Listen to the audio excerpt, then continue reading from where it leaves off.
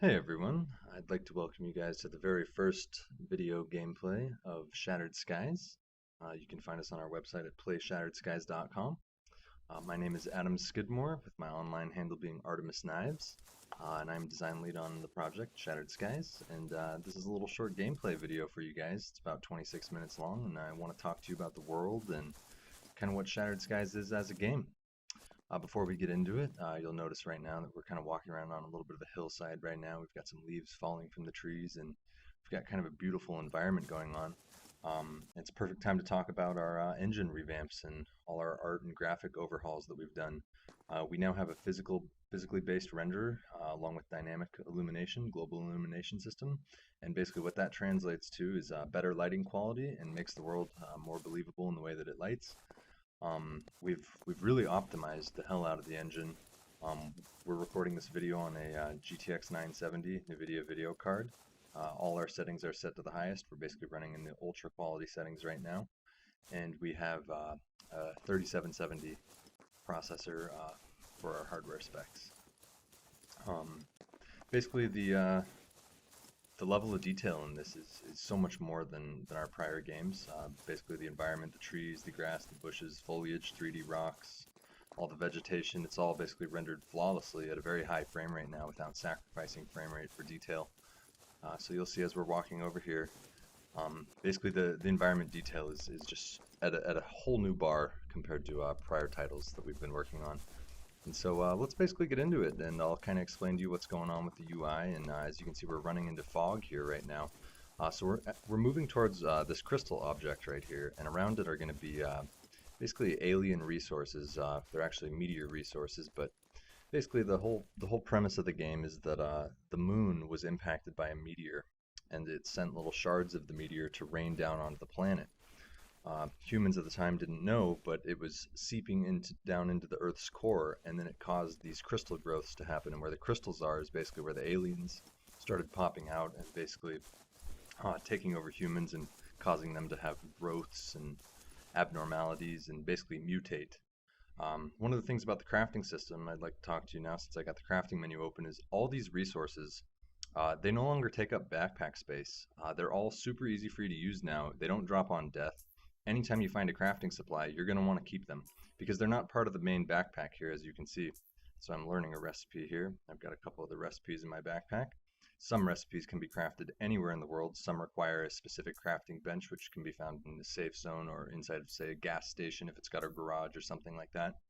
But we basically allow you to craft anywhere in the world now. You don't lose any of your crafting supplies, and they're in their entirely own separate menu pouch, so to speak. We don't have them taking up backpack weight, so it should never be a question now of, oh, should I pick up this crafting material because maybe I'll need it later. Nice and simple, one-stop shop now. You pick up every crafting material you see. It's in its own pouch, and when you need to craft something, craft away. You don't have to sit there and pull items in and out of your global inventory or make sure you've got it in your backpack. Just if you find crafting materials now, pick them up. They're valuable, and you never know when you're going to need to use them, but they're no longer part of your main backpack management. What this ends up doing is it allows you to focus more on picking up what I consider to be fun items in the game, like weapons, attachments, ammunition, something like this right here, commando backpack. And then basically we've got another commando loot bag right here, and I'll show you that here in a second. But first we're gonna step on over to this little water well right here, and we've got our empty flask. We filled it. Now it's dirty. We could choose to drink it, but you'll see right there we've got our stats on it, our health stat, our hunger stat, stamina, and then we've got a little bit of description that you can toggle between. As you can see, I'm clicking those right there. And if, say, I wanted to purify that right now, I'd either need some sort of a purification tablet, or I can actually use a campfire to essentially boil the water on. And so, if I need to craft a campfire, what I can do is I can then open my crafting menu here, cruise on over into survival supplies, and then I've got a campfire there. Of course, ignore the fact that it was red. We do still have, of course, a couple UI glitches and things like that. This is an uncut video. This is just raw gameplay, but we've got our fire now. And as you can see, we've got a little deployment particle. So now when you're holding say, medical supplies or deployable objects such as barricades and things, you now hold it in hand. And so you can see other players carrying it around, if they're about to deploy a barricade and things like that. So I just purified the water on the fire, and then I drank it. Of course, items can be cooked on the fire as well. It's best to eat a cooked version of an item compared to an uncooked version. Cooking it basically just increases the stats of it. You know, you're going to get more food out of it, maybe more health, maybe more liquids, depending on what it is. And so this canned peaches right here, I would be able to cook it, but we're having a little bit of a bug with cooking right now, and it's not wanting to display that option in the UI. I think it's something related to Flash, but you can cook, and that is an intended feature of the game. So let's open up this Commando loot bag really quick and kind of explain what the heck this is. So you'll see right now as I open it, boom, it pops up with 4 little items, and you know that's entirely on us to decide what it does. But basically, it's a way for us to kind of give you a one-stop shop of multiple items. So you know, say you're looting like maybe a gun, maybe you find some ammo, you find an optic, etc. But this is a one-stop shop where say in that Commando loot bag that you've essentially found a dead Commando, and you've got some of his high-end gear. So here we've got a new armor plate. It's a great time for me to explain that we no longer have multiple armor plates or anything like that. One armor plate ends up covering all the armor for your character. Now it counts as both your head and chest. Of course, cosmetic items now are entirely based on the cosmetic menu, so armor in the game visually is not actually affecting anything. So let's go here into our attachment screen. This is our new attachments menu, and so you can see all the available optics, even if you don't have them. But we can see that this AK-12 rifle right here has 3 barrel attachments, even though we don't have them on us. And then we've attached that scope to the weapon. Of course, first-person accuracy. You're going to be penalized, technically speaking, for doing hip fire and shooting in, say, a third person like I am now, and you can actually switch between shoulder to shoulder. The left and right camera gives you kind of a feel of exploration mode and putting the gun on your left or right shoulder to peek around corners and things of that nature. And back to the whole hip fire thing I was talking about, we do give you a nice little decrease in the amount of spread that the weapon has, as well as the amount of recoil and kick it has for aiming an iron sight like I'm doing right there. Of course, you can still spray and pray. You can hip fire and not use iron sights, but if you want that accuracy bonus, you're going to want to use iron sights. So I really only suggest hip fire from close range. You know, maybe no more than 15 meters away. And then, of course, if you're crouched or prone, you get an even better accuracy modifier and recoil reduction, making your gun more stable, making your bullets tighter, making it easier to hit the target that you're trying to hit. So here we are stepping into the city, and you can see there's kind of a little bit of particles, some newspapers blowing around. We really happy with the environment that we've got now with this overgrowth and foliage and the frame rate that we can achieve with the amount of stuff we've packed into the world. So here's a backpack right here. We've actually got lots of different kind of backpacks now. They're all sorts of different colors. We've broken them into kind of 2 different classes right now, as a military bag and a civilian bag, and they come in all sorts of different colors. I think that there's honestly about 15 of each of them, and each of them comes with a different amount of backpack slots. So each colored one, there is some variance to the bags now, where you'll be finding military pack, and it might be a brown one or a blue one or a red one or a green one. Depending on the pattern, and each of them has actually their own little unique amount of bag slots. So it's going to be fun for players to find out which one is the trendiest that they like, that also has the bag slots that they want. And so looting is a big part of the game, and so there we were just inside this little gas station picking up some common items. Of course, if you're in a military area, your odds of finding military style loot is going to be much higher. Of course, the game has no monetization, no microtransactions, no way of spending any real money to gain any sort of advantage, not even cosmetically, not anything. So that's one of the great parts about the looting aspect, is you've got to grind it yourself. You can't even actually trade any of your crafting materials, since they are bound to your character. So like crafting materials that I was talking about earlier, not even being able to drop them at all, it means that you've got to grind all your own stuff. It makes it so that we've got a nice trade economy that's going to work for guns and things like that, but resources will be an individual progression. So here we are back in this little gas station here, and we'll grab kind of a ham tin and some other things. We place that fire down there. The fire, of course, will heal you as well. It has multi-use. You can even cauterize a wound on it. So say you've been shot, or an alien has attacked you and you're bleeding profusely, you can then walk over and burn yourself on the fire to actually relieve yourself and no longer bleed. So right here you can see that there's this cool little particle effect going on. Kind of looks like there's heat and it's got a bit of a distortion to the light and all that.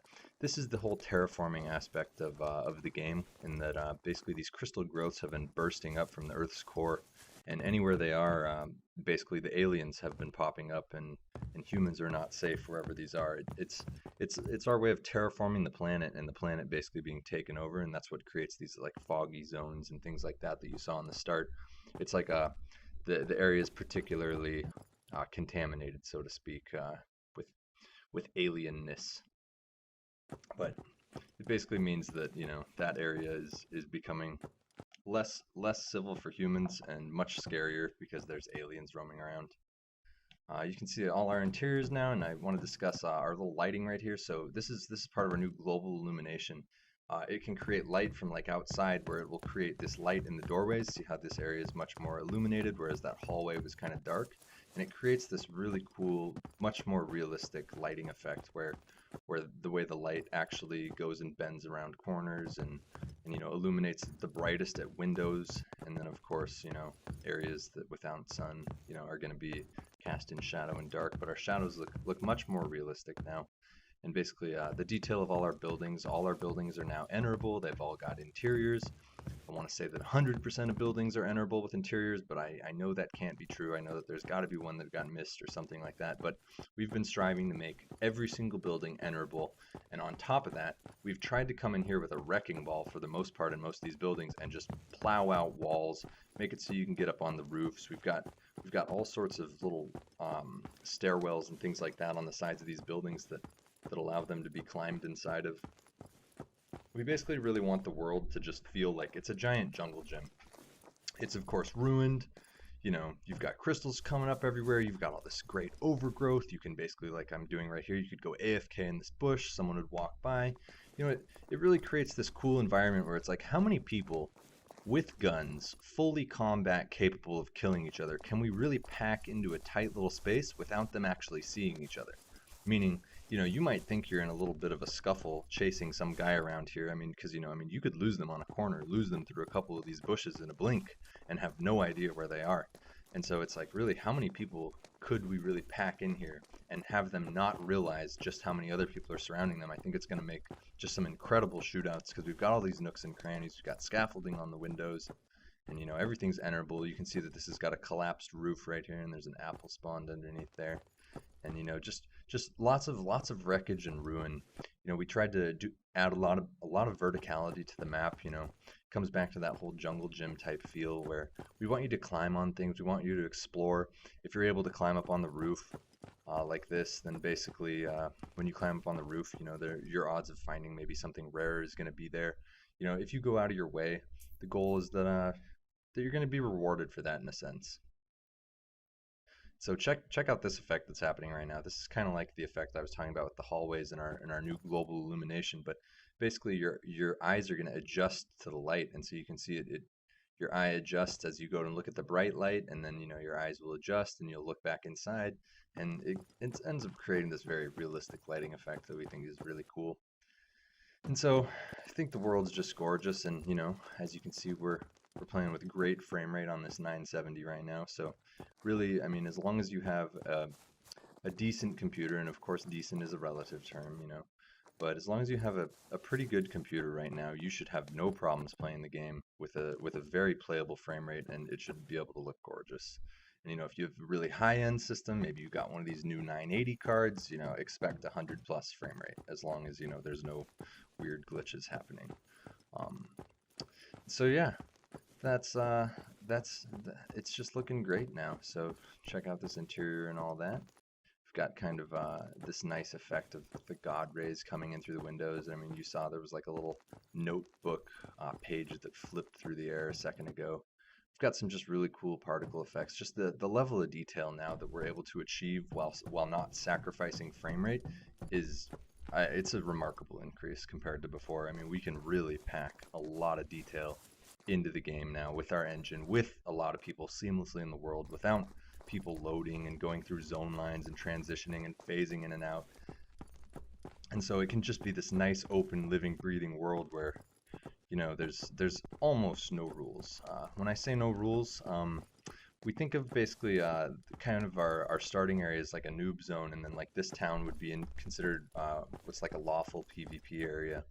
And then we've got an area of the map that we consider to be ground zero, kind of like where the majority of the meteors ended up hitting. And that's actually near our military base and our airport and stuff like that. We consider that to be ground zero, and that's kind of no man's land. Reputation is not recorded in that area, meaning normally, if you're a civilian and you open fire on another civilian or a lawman, you're going to be marked as an aggressor, and then that player is going to be able to kill you because you're an aggressor, or you'll be penalized, or not necessarily penalized, but you'll be heading down becoming a bandit if you're opening fire on civilians and other lawful characters. However, when you are in that fog zone, in the high-end military area, it's no rules. It's no rules, no holds barred PvP. Of course, nothing's stopping a lawman from putting a gun to another lawman out here and killing him, but does he really want to take that reputation hit if he's enjoying role-playing as a lawman and things of that nature? We tried to make, all our buildings very, very explorable, so here we are just wandering around in a couple more buildings. And, what's interesting is this building actually outside has another ulterior entrance to it. Basically from climbing up onto the windows. However, this area is too scaffolded up, so you can't actually go inside the windows, which it's likely that we'll end up pulling some of the scaffolding off of this building. I was thinking it was a different one, but we've tried to, like, if you find something like, say, that ambulance over there to the right, you can climb up on top of the little overhang on the movie theater right there. Here's another little water well right here, so we can fill that up. This one ended up coming with clean water right here, so this is a clean well. And so then I can just drink it immediately, no problems. So we'll go continue our adventure and exploring in the world right now.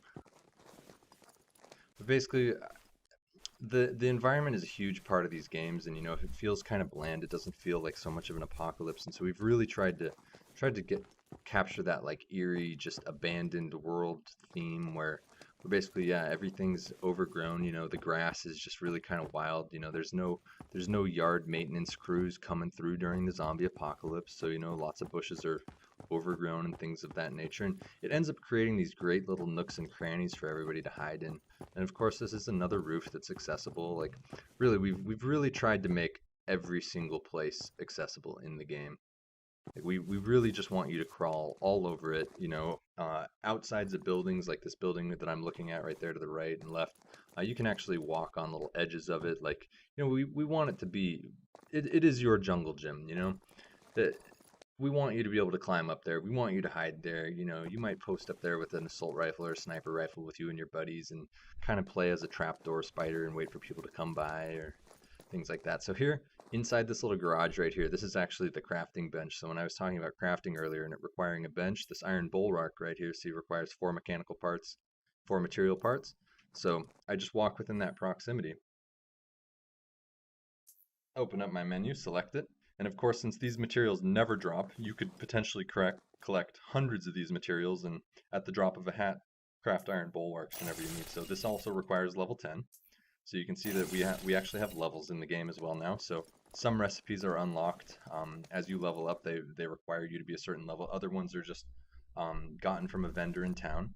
We have a token currency that we're using for players to unlock their cosmetic items and unlock blueprints and things like that.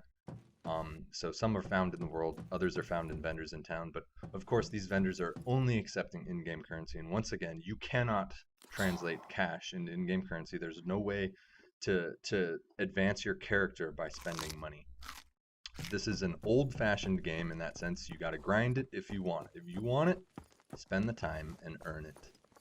We think that's a really fair play style because these types of games, it is an apocalypse, and may the strongest survivor win. Basically, we don't feel like you should be able to actually spend money to gain an advantage over another player.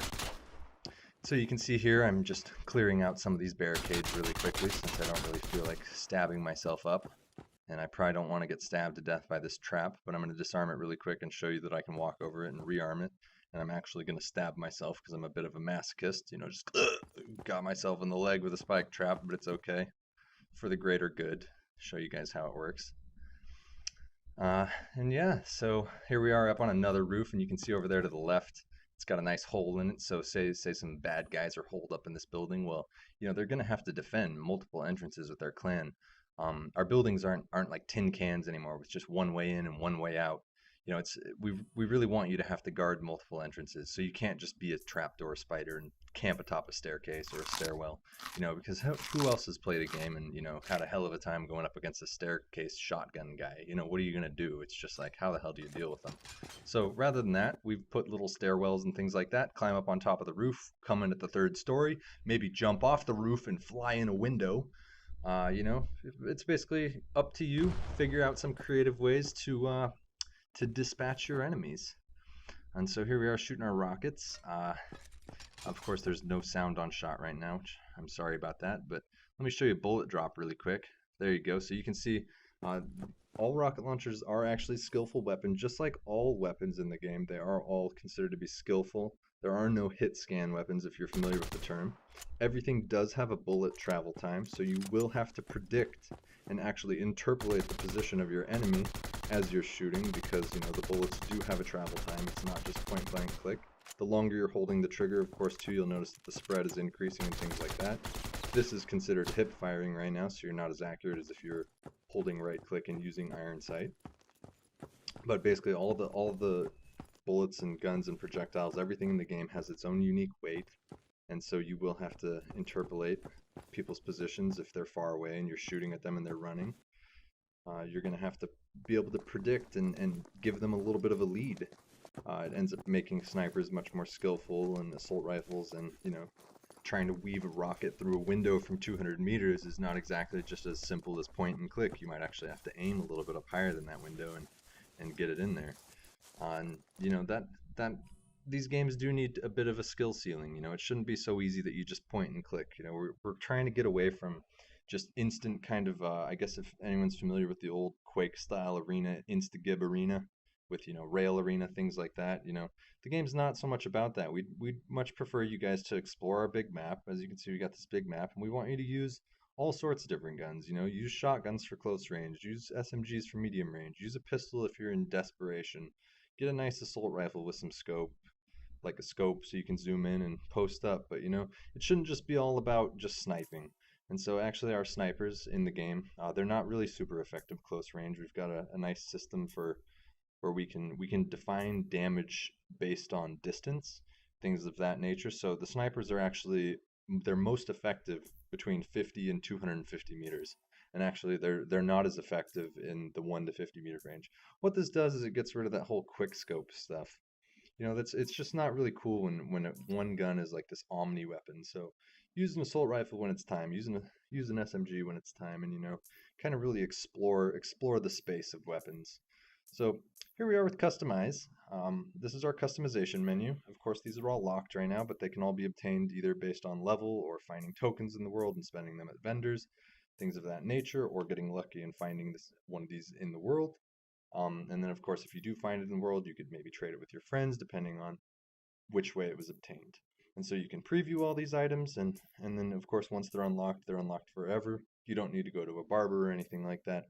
You can just change them on the fly. So if, say you and your clan, everybody wants like a red tech helmet or something like that, then you guys can all dress up.